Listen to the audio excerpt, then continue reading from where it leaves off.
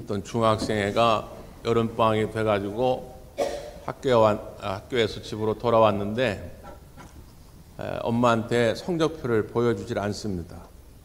엄마가 뻔히 알잖아요. 아들아, 기말고사 끝나고 성적표 나왔을 텐데 가져와라. 그랬더니 아들이 하는 말이, 어머니, 옛 속담에 이런 말이 있습니다. 모르는 게 약이다. 그러니까 어머니가 하는 말이, 아들아, 이런 속담도 있단다. 아는 게 힘이다. 여러분, 어느 게 맞는 것 같아요? 물론 그 속담이 쓰여지는 다 맥락이 있죠. 근데 저는 신앙생활 하면서 종종 너무 몰라가지고 오해하고 그 오해 때문에 마음에 상처가 생기고 낙심하고 하는 일들을 종종 봅니다. 때로는 제대로 알 필요가 있어요. 지난주에 우리 황변일 원사님 어머니 장례 때문에 경북 예천을 다녀왔는데 태어나 처음 가본 동네입니다. 가서 처음 경험을 하게 됐는데 조의금을 이렇게 내잖아요. 조의금을 냈는데 노란 봉투 하나를 주는 거예요. 저뿐만 아니라 조문객들을 다 주는데 처음에 저는 당연히 그 안에 감사 편지가 들어있을 줄 알았어요. 여기 먼 곳까지 오셔서 이렇게 조문해 주셔서 감사합니다. 그러니 이제 유가족들의 감사 편지인 줄 알고 아무 생각 없이 주머니에 넣어놨다가 집에 와서 펴보니까 웬 횡재인지 10,000원짜리 하나가 들어있는 거예요. 지금까지 조문을 해봤는데 이런 경험을 처음 해본 겁니다. 이거 왜 이런 문화가 있지? 그래서 또 제가 또 궁금한 거 못 참으니까 네이버 막 검색을 해가지고 찾아봤어요. 정확한 유래는 알 수 없으나 어찌됐든 옛날에는 그 상갓위를 도와준 분들에게 감사한 마음을 담아가지고 이렇게 사례를 한 거죠. 특별히 지금도 그런 문화가 남아있는 동네가 있다고 하는데 예전까지는 담배 한 갑 그리고 5,000원 이렇게 노란 문투에 넣어서 줬대요. 근데 뭐 조문객 중에 담배를 안 피우는 분도 있으니까 지금 이렇게 10,000원을 넣어가지고 주는 거예요. 경상남도에도 거의 없는데 경상북도에만 남아있는 독특한 문화라고 그러더라고요. 제가 제 후배 목사 가운데 안동에서 부목사 생활을 했던 그 목사님이 있어요. 그래가지고 궁금해가지고 전화해서 물어봤죠. 예천 갔더니 야 이런 문화가 있더라. 그랬더니 형 나도 옛날에 처음 가가지고 당황한 적이 한두 번이 아니라는 거예요. 원래 그분은 이제 서울 분이거든요. 근데 이제 안동에 교회 이제 부목사로 가게 됐는데 조문을 가면은 이렇게 조의금을 냈으면 빨리 이렇게 돌아서야 될 거 아니에요. 빨리 다른 데로 옮겨야 되는데 조의금을 내고 사람들이 줄을 그냥 쭉 쓴다는 거예요. 처음 왜 저렇게 줄을 서 있지? 그랬더니 그걸 노란 봉투를 받아야 되기 때문에 노란 봉투를 받으면 거기 이제 10,000원짜리 하나가 들어있고 그거는 빼내고 그 노란 봉투를 들고 빈소 바깥으로 나가서 주변에 있는 식당을 찾아가야 된대요. 그 식당 가가지고 그 노란 봉투를 줘야 밥을 먹을 수 있다는 거예요. 그러니까 이 경상북도 사람들은 빈소와 같이 식사를 하지 않았다는 거죠. 옛날에. 또 반대로 이제 자기가 뭐 젊은 사람들은 뭐 별로 그런 게 없는데 이제 어르신들 모시고 그 안동에서 이제 수도권 쪽으로 조문을 오는 경우가 있다는 거예요. 그래서 수도권 쪽으로 조문을 와가지고 조의금을 낸 거예요. 그러면 돌아가야 될 거 아니에요? 근데 그 안동에서처럼 이 어르신들이 줄을 서 있는 거예요, 이렇게. 근데 이 서울이나 인천에서는 봉투를 안 주잖아요. 그러니까 이 어르신들이 돌아오면서 뭐라 하냐면, 예의 없는 집안이구만. 그거 돌아든다는 거예요. 아니, 예의가 없는 게 아니라 이 수도권에서 그런 문화가 없는 거죠. 이렇게 10,000원을 여비로, 사례비로 드리는 문화가 없기 때문에 그런 거지. 조문객들한테 감사한 마음이 있죠. 유족들은 다 그런 마음이 있습니다. 나 힘들 때 이렇게 와서 위로해주고 이렇게 경제적으로도 협력해주고 하는 것들이 얼마나 감사합니까? 근데 그 마음을 모르니까 오해를 하는 거예요. 여러분, 우리가 신앙생활 하면서도 마찬가지인데 하나님이 얼마나 우리를 사랑하시고 하나님이 얼마나 우리를 은혜로 베풀어 주시는지를 깨달을 수만 있다면 시험 들 게 없어요. 낙심할 게 없습니다. 근데 몰라도 너무 몰라. 하나님이 여러분을 얼마나 사랑하시는지, 하나님이 오늘도 여러분에게 얼마나 많은 은혜를 베풀고자 하는 일을 너무 몰라. 그러니까 자꾸 오해가 생기고, 그러니까 자꾸 마음에 상처가 생기고 낙심하게 되는 거예요. 하나님을 아는 게 힘인 줄 믿습니다. 하나님을 제대로 아셔야 돼요. 오늘 시편 138편은 다윗의 시입니다. 다윗은 소설 쓰듯이 상상으로 오늘 시를 고백한 게 아니라 자기가 살아오면서 자신의 인생을 통해 고백한 하나님을 지금 노래하고 있는 거예요.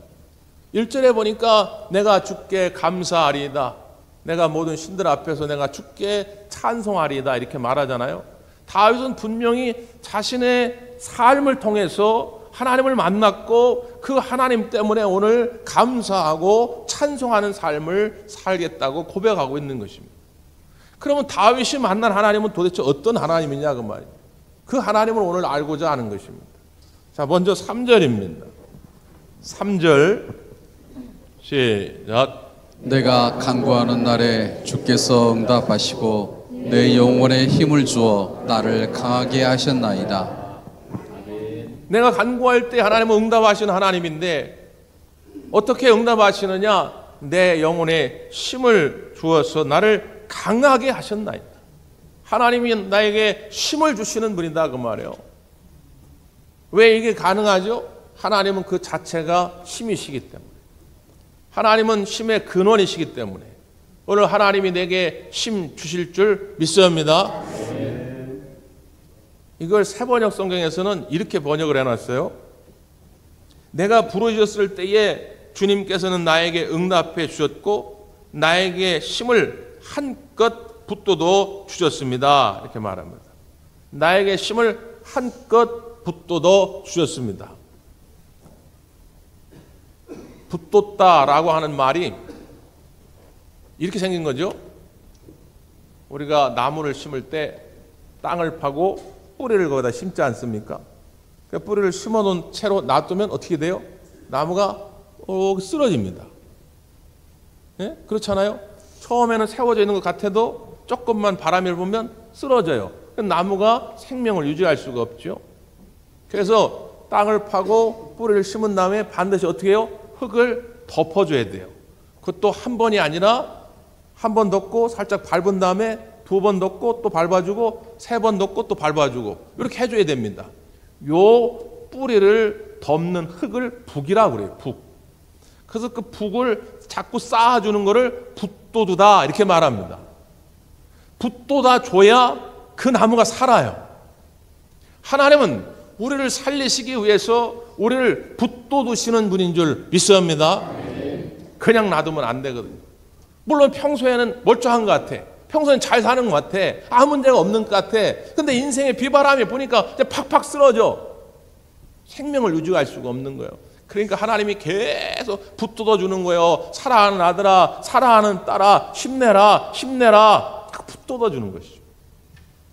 요즘 금요 예배 때마다 사사기 말씀을 묵상하면서 큰 은혜를 받고 있는데 지난번에 사사기 6장 기도원에 관한 이야기를 살펴봤습니다. 기도원이 포도주 틀에서 타작을 하고 있습니다. 보통 밀타작을 할 때는 넓은 타작마당에서 하는데 지금 미디안 적군이 코앞에 와 있어가지고 그렇게 넓은 데서 하면 들켜가지고 그 밀을 다 빼앗아 가고 또 잘못하면 끌려가가지고 생명을 잃을 수도 있기 때문에 그냥 밀타작마당에서 하지 못하고 조그만 포도주 틀 안에서 나무로 톡톡 그냥 조용조용 쳐가면서 지금 타작을 하는 중이에요. 그런데 하나님의 사자가 그 기도원에게 나타나서 뭐라고 이야기했느냐? 큰 용사여, 여호와께서 너와 함께 계시도다 이렇게 말합니다.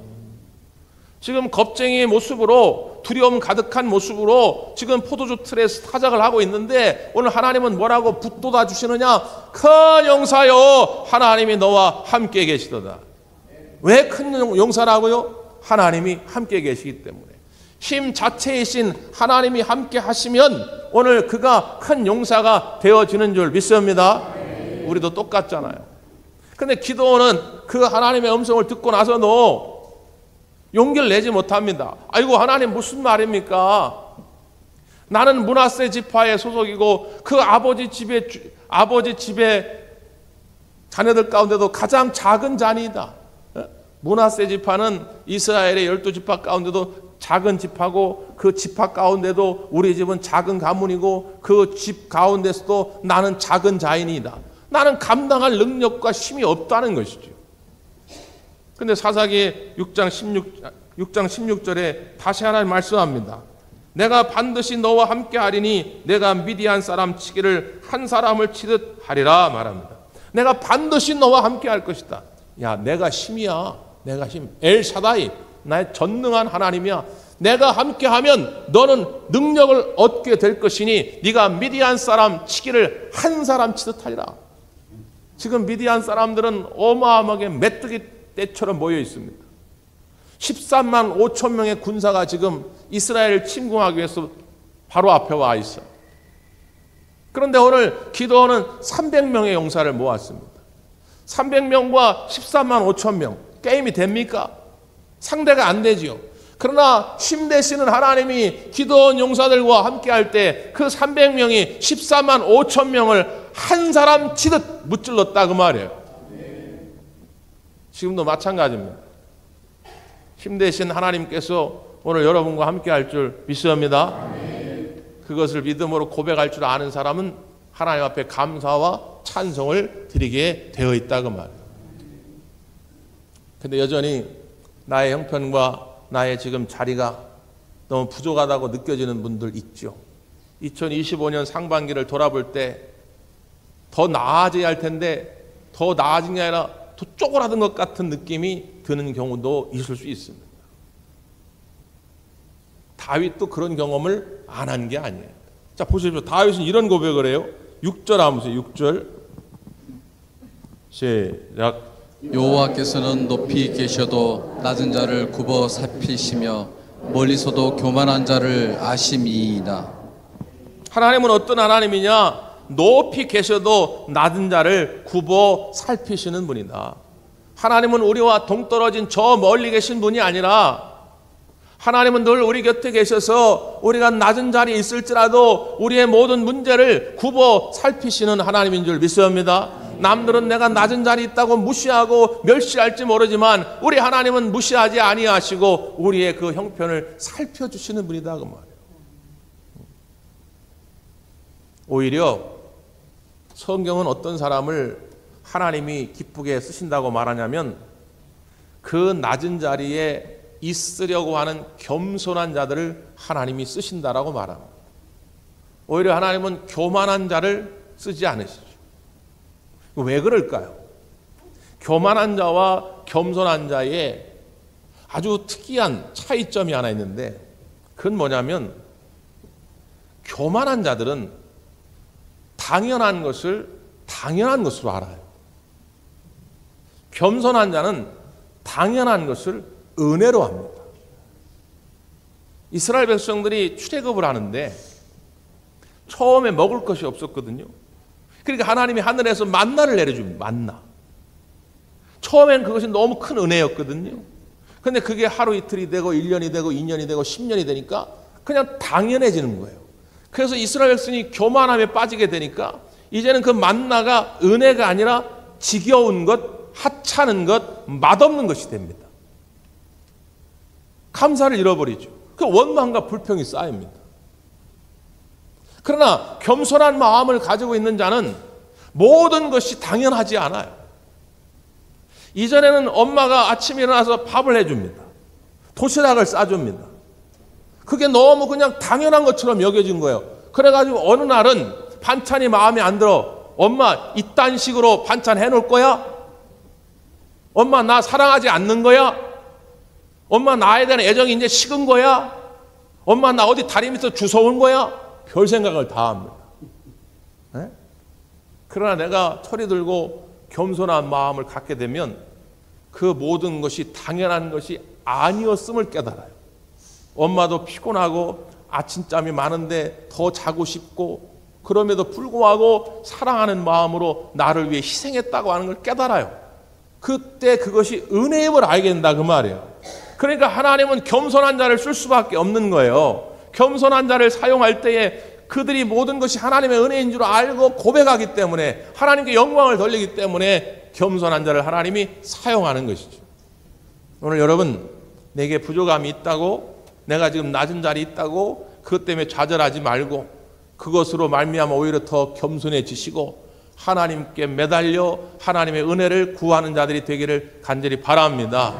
하나님은 절대로 여러분의 그 수고를, 여러분의 땀을 그냥 잊지 않으신다 그 말이에요. 자, 그 다음 말씀 한번 보세요. 7절 8절입니다. 7절 8절 시작. 내가 환난 중에 다닐지라도 주께서 나를 살아나게 하시고 주의 손을 펴사 내 원수들의 분노를 막으시며 주의 오른손이 나를 구원하시리이다. 여호와께서 나를 위하여 보상해 주시리이다. 여호와여, 주의 인자하심이 영원하오니 주의 손으로 지으신 것을 버리지 마옵소서. 아멘. 내가 환난 중에 다닐지라도, 다윗도 환난이 많았다는 거예요.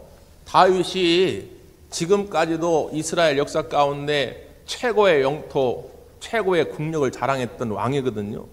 다윗 왕 이후로 이스라엘 영토 계속 쪼그라들었어요. 다윗 왕 때가 최고로 크고 최고로 부강했는데, 그런 다윗도 환난이 많았다는 거예요.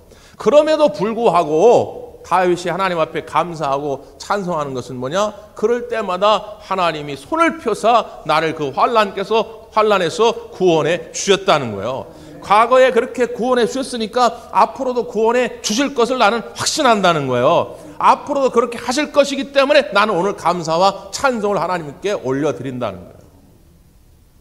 그럼 이걸 잘 아셔야 돼요. 이 원리를요. 과거에 하나님이 그렇게 하셨기 때문에 미래에도 그렇게 하실 거라고 하는 확신을 가지고 감사하는 자에게 하나님이 미래도 새롭게 열어주시지 않겠습니까? 그래서 우리가 이 맥주감사절 이런 절기를 지키는 게 그런 의미가 있는 거예요. 그 8절에 뭐라고 고백합니까? 여호와께서 나를 위하여 보상해 주시리이다. 하나님이 나를 위해 보상해 주시겠다는 거예요.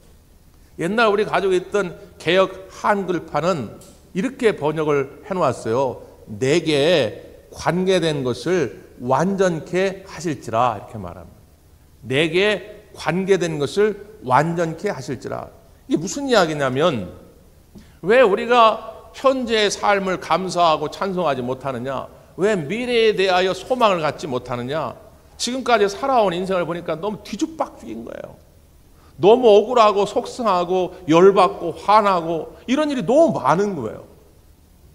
아니, 앞에서 목사님은 자꾸 맥주감사절 절기를 전심으로 감사하며 기뻐하며 하나님 지키라고 그러는데 2025년 6개월을 돌아볼 때 너무 속상한 일이 많은 거예요. 내 뜻대로 다 안 됐지, 된 것이 한 가지도 없는 거예요. 그런 마음이 들 때가 있잖아요. 그런데 하나님은 어떤 하나님이냐? 내게 관계된 그 모든 것들을 완전하게 한다는 거예요. 뒤죽박죽되어 있는 이 모든 것들을 하나님이 질서 있게 만드셔가지고 나에게 보상해 주셔서 나를 생명의 땅으로 복 있는 길로 인도해 주시겠다고 하는 것이죠. 다윗은 그 하나님을 확신했다는 거예요. 그 하나님을 믿기 때문에 지금 상황은 아직 뒤죽박죽이에요. 아직 무질서예요. 아직 답답하고 속상한 문제가 해결이 안 됐어요. 그럼에도 불구하고 하나님이 보상해 줄 것이기 때문에, 하나님이 갚아 주실 것이기 때문에 나는 감사하며 찬송하는 삶을 살겠다는 것입니다. 이게 믿음의 신비요, 믿음의 능력이라고 하는 것이죠. 예전에도 한번 소개한 적이 있는 것 같은데, 백중선 집사님이라고 하는 분이 있는데 달리는 복음택시라고 하는 책을 썼거든요. 달리는 복음택시. 집사님이 택시기사입니다. 근데 원래는 택시기사가 아니에요. 원래는 그래도 중견 건설업체 사장님이었어요. 종업원이 그래도 한 200명 넘는, 매출액도 꽤 탄탄했던 그런 건설회사 사장님이었습니다. 그런데 IMF가 온 거예요. 그래서 IMF가 와가지고 회사가 부도가 났어요. 회사는 문을 닫고 여러 가지 빚에 시달리면서 결국 집도 잃어버리고 가정도 잃어버리고 노숙자가 됩니다. 10년 동안 노숙자의 삶을 살아요. 그러니까 아무런 꿈도 희망도 없죠. 모든 게 다 원망스럽고. 그러다가 저 부산 태종대에 가가지고 바다를 보는데 마치 자기를 부르는 것 같더래요. 더 이상 나는 삶에 의욕이 없다. 그래가지고 그 부산 앞바다에 떨어져 죽으려고 그런 거예요. 근데 그때 하늘의 음성이 들려지더라는 거예요.